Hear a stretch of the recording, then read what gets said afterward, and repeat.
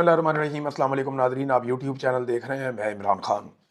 Nadreen, सबसे पहले लाहौर में एक शादी चल रही है और उसके बहुत ज़्यादा पाकिस्तान के मीडिया में, पाकिस्तान के सोशल मीडिया में चर्चे हो रहे हैं। जिस तरह अरबों रुपए की नमूदो नुमाइश की जा रही है इस शादी में, शरीफ खानदान के अंदर शादी हो रही है। अल्लाह ताला शादी को कामयाब करे, हमारी नेक तमन्नाएं, अल्लाह ताला सबके घर हंसते बसते रखे। लेकिन क्या ये लोग अवामी नुमाइंदगान कहलाने के मुस्तहिक हैं? क्या इन्हें ये हक है कि ये कहें कि ये अवामी नुमाइंदगान है? यानी अरबों रुपए की नमूदो नुमाइश एक ऐसे मुल्क के हुक्मरानों के घर की शादी में हो रही है जिस मुल्क के लोग भूखे हैं, जिस मुल्क के लोग बेरोजगार हैं, जिस मुल्क के लोग कश्तियों के अंदर मारे जा रहे हैं, जिस मुल्क के अंदर मिलिट्री ऑपरेशंस चल रहे हैं, जिस मुल्क में वसाइल के कब्जे की एक जंग लगी हुई है, जहां आधे पाकिस्तानी, उस मुल्क के आधे बाशिंदे वो गुर्बत की लकीर से नीचे जा चुके हैं, जहां बेरोजगारी के नए रिकॉर्ड बन रहे हैं, जहां महंगाई का तूफान आया हुआ है। कोई एक चीज भी आपने ऐसी देखी इस शादी के अंदर, जो विजुअल, जो चीजें आपको नजर आ रही हो, जिसमें अवाम झलकती हो कि जनाब ये अवाम के साथ या अवाम की तरह के कोई लोग हैं? देखिए, जो लोग अमीर हैं या कारोबारी हैं, वो लोग अपना पैसा खर्च करते हैं, और अगर उनके पास पैसे हैं तो वो खर्च करें भी, क्योंकि वो पैसा खर्च करते हैं तो उससे कारोबार चलता है।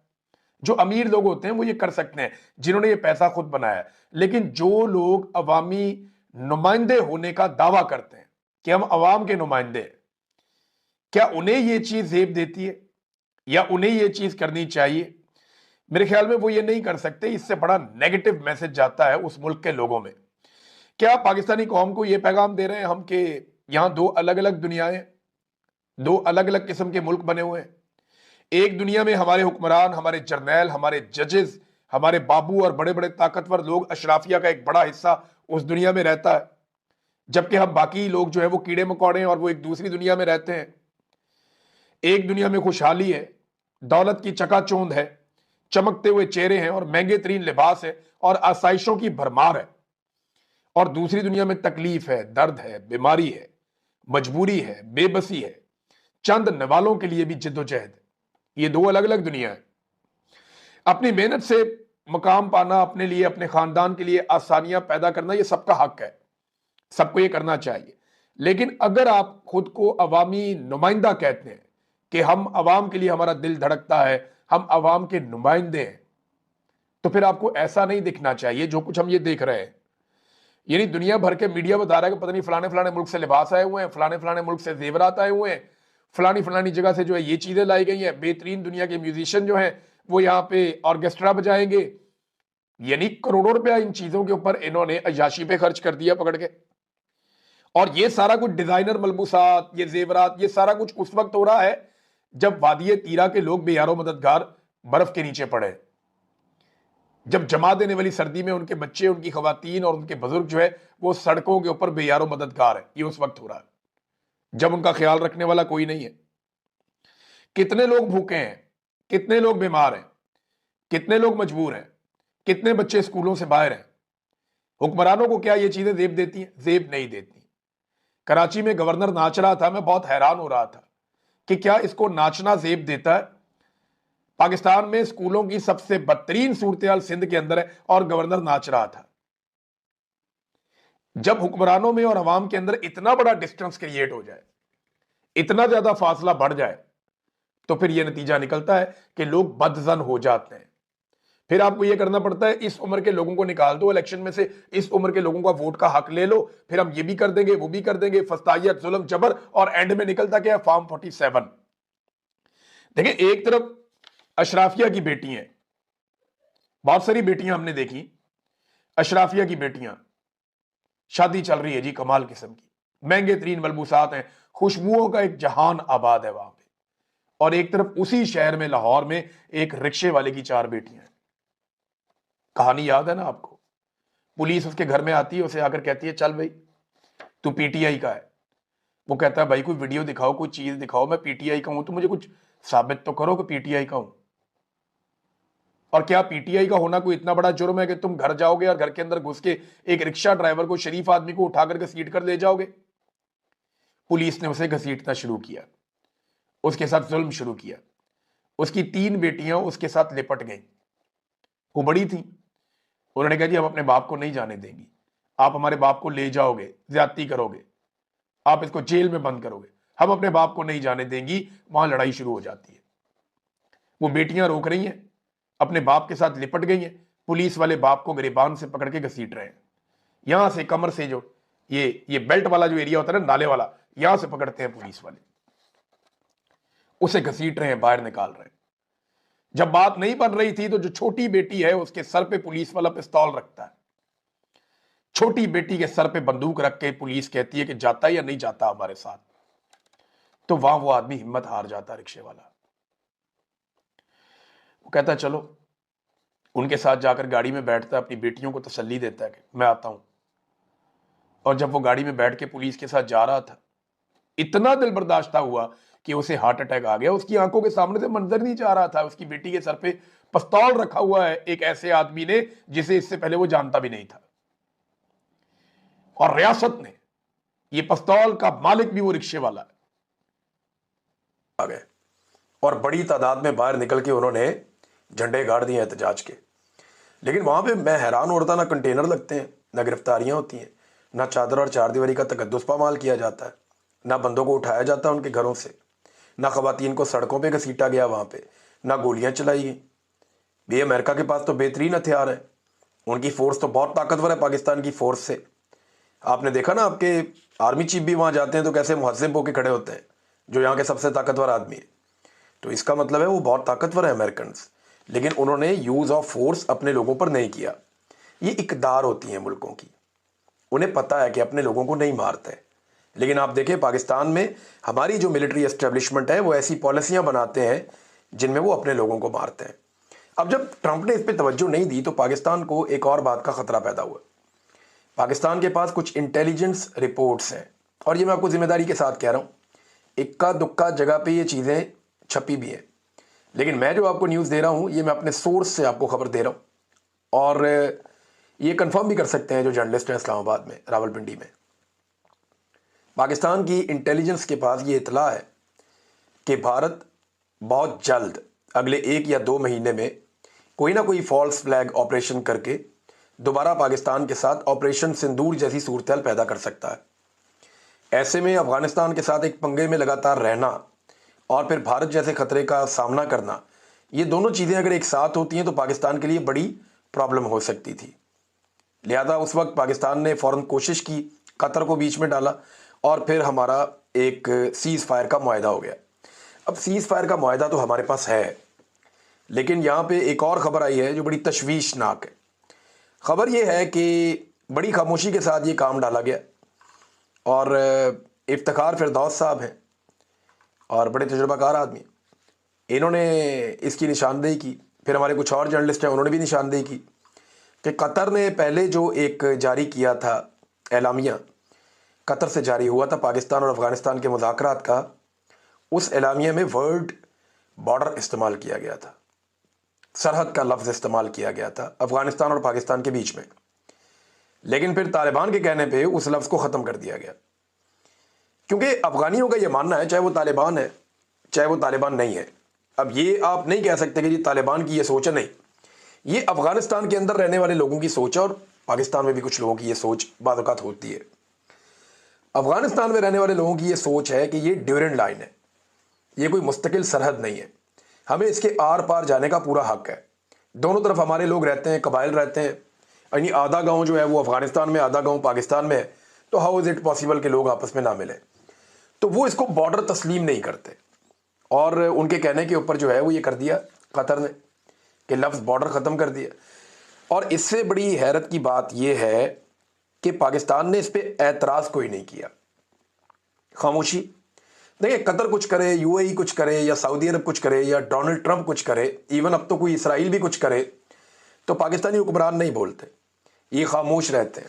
اور پاکستان نارملی کوشش کرتا ہے کہ ان کے ساتھ پنگا نہ لے, کیونکہ ہمارے جو اسٹیبلشمنٹ ہے یا ہمارے جو حکمران ہیں ان کے ساتھ دیرینہ اور بڑے اچھے مراسم ہوتے ہیں, یہ کاروبار بھی یہیں پہ جا کر کرتے ہیں, معاملات بھی اپنے انہی کے سامنے ہمیشہ رکھتے ہیں. ایک اور بہت بڑی ڈیولپمنٹ ہوئی ناظرین پاکستان میں, مجھے آپ کے ساتھ شیئر کرنی, بہت ضروری اور بڑی ڈیولپمنٹ ہے, اور میں پوری قوم کو مبارکباد پیش کرتا ہوں کہ مئی میں جو ایک لڑائی ہوئی تھی نا انڈیا اور پاکستان کی, جس میں انڈیا کے طیارے گر گئے تھے, میاں نواز شریف کو اب وہ بات پتہ چل گئی ہے. میاں نواز شریف صاحب نے اب سٹیٹمنٹ جاری کیا وہ مئی والے انسیڈنٹ کا. انڈیا اور پاکستان کی جو جنگ مئی میں ہوئی تھی، جون، جولائی، اگست، ستمبر، اکتوبر، یہ اکتوبر کے مڈ میں آ کے، بلکہ مڈ کے بھی بعد، میاں نواز شریف صاحب کو پتہ چل گیا کہ جناب انڈیا اور پاکستان کی تو لڑائی لگی تھی، اور اب انہوں نے سٹیٹمنٹ جاری کر دیا. میاں صاحب کا سٹیٹمنٹ ہے، پاکستان ہماری ریڈ لائن ہے، پاکستان کی طرف کسی کو میلی آنکھ سے دیکھنے نہیں دیں گے. کیا بات ہے میاں صاحب کی. میاں صاحب آپ صرف 6 مہینے لیٹ ہے، 5 مہینے، لیکن آپ نے سٹیٹمنٹ کمال دیا. لیکن اب آپ کو معلوم ہوا کہ یہ لڑائی ہو رہی ہے، یعنی آپ کو بتایا ہی نہیں کسی نے میاں صاحب کہ لڑائی تو گزر گئی ہے. تو لڑائی کے بعد جو مکہ یاد ہے وہ اپنے منہ پہ مارنا چاہیے. میاں صاحب آپ وہی ہیں نا جنہوں نے مودی صاحب کو اپنے گھر شادی پہ بلا لیا بغیر ویزے کے، باقی لوگوں کے ساتھ بہت سارے لوگ اور بھی آ گئے تھے. آپ وہی ہیں نا جن کی دلچسپی کشمیری قیادت سے ملنے سے زیادہ بھارتی کاروباری حضرات سے ملنے میں رہتی ہے. میاں صاحب آپ وہی ہیں نا جو ساڑیاں اور آموں کے تحفے بھجواتے ہیں اور وہ وہاں سے آپ کو الزامات بھجواتے ہیں. وہی ہے نا میاں صاحب آپ. تو آپ یہ بات کیسے کہہ سکتے ہیں؟ حملہ تو ہمارے اوپر نریندر مودی نے کیا تھا آپریشن سندور، اور اناؤنس کر کے کیا تھا. اس وقت آپ بولے نہیں، ایک لفظ نہیں بولے. اور جب لڑائی ختم ہو گئی، لوگ بھول بھال گئے، تو میاں صاحب کا سٹیٹمنٹ آ گیا کہ میلی آنکھ سے نہیں دیکھنے دیں گے. بھائی کون دیکھ رہا ہے میلی آنکھ سے؟ افغان حکومت کے ساتھ آپ کے مذاکرات ہو گئے، اب تو کوئی نہیں دیکھ رہا. انڈیا نے آپ کو جب میلی آنکھ سے دیکھا تھا تو آپ کا ٹویٹر بالکل خاموش رہا، اور کئی مہینے تک خاموش رہا. اور اب جا کے میاں صاحب کا لگتا ہے ٹویٹر سلو ہے، یا میاں صاحب کا اپنا ہی کوئی سسٹم سلو ہے کہ میاں صاحب کو مہینے لگ جاتے ہیں بات کو سمجھنے میں. جب پاکستان واپس آنے کا وقت تھا میاں صاحب آئے نہیں، اور جب سب کچھ ہاتھ سے نکل گیا تو میاں صاحب پاکستان آ گئے. پھر میاں صاحب وزیر اعظم بن نہیں سکے، اس بات کا بھی انہیں بہت دکھ ہے، بڑی تکلیف ہے. ناظرین، اسٹیبلشمنٹ کو ایک بڑی مصیبت اور پڑی ہوئی. یہ جو سہیل آفریدی ہے نا، ایک تو یہ ہاتھ نہیں آ رہا. اس نے اب جو ایکٹیویٹی کی ہے نا کہ جرگہ بلائیں گے، اور ایک بڑا جرگہ بلائیں گے قبائلی علاقوں کا، سرداروں کا، عمائدین کا، یہ ایک بہت بڑی ایکٹیویٹی ہونے جا رہی.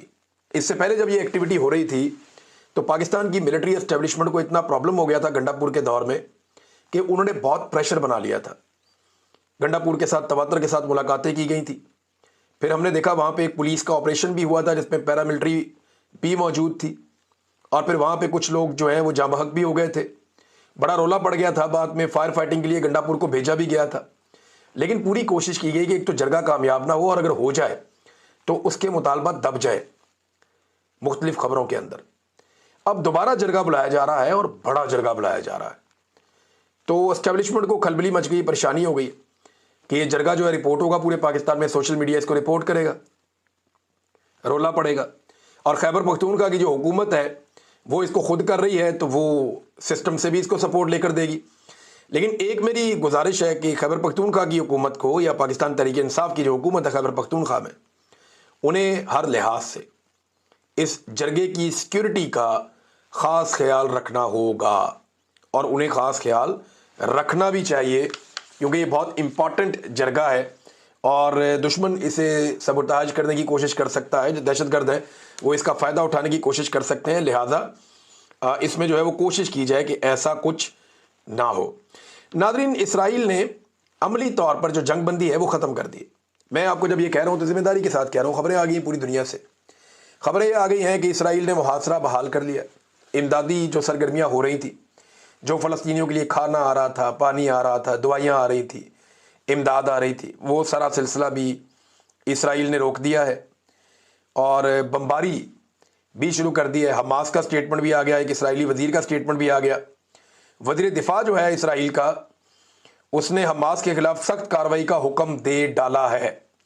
20 مقامات پر فضائی حملے اسرائیل نے کیے ہیں گزشتہ 24 گھنٹوں میں، 20 مقامات پہ. اور یہ بھی جنگ بندی ہے جس کے اوپر پاکستان دستخط کر کے اترا رہا ہے، جس پہ روزانہ کی بنیاد پہ حافظ طاہر اشرفی صاحب کہتے ہیں جناب کہ یہ تو فیلڈ مارشل اور شہباز شریف کو کریڈٹ چاہتا ہے، ان کے کھاتے میں ڈالتے ہیں.